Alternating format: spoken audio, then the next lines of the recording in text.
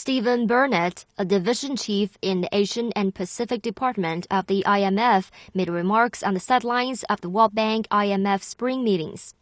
Barnett said since the global financial crisis in 2008, the pattern of growth in China has been unsustainable and has resulted in rising vulnerability. Acknowledging the unsustainable growth pattern, Barnett said the Chinese government has taken measures to address those vulnerabilities, and a slowdown is a natural result of this process.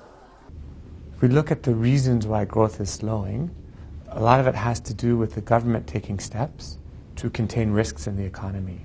So credit growth is slowing, shadow banking is slowing, we've seen some moderation in investment and some adjustment in real estate. All of these are part of the transition to a slower, yet a safer and more sustainable growth path.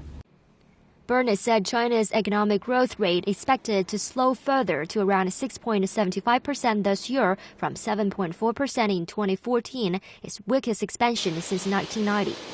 But the expert noted that China has considerable buffers to manage this process of slowing growth. According to Barnett, China has made a lot of progress in economic reforms in the past year, but more work needs to be done.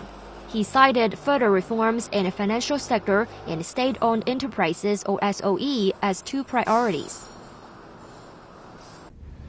This means things like accelerating financial sector reform to ensure that money flows to the right places, or in simple terms, that new companies who are going to create new jobs can get access to credit.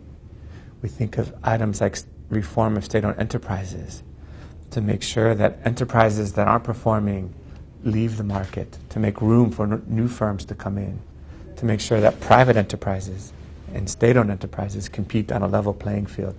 These are the type of reforms that will boost what we like to call total factor productivity, that will boost sustainable growth. And these are all elements of the government's reform agenda.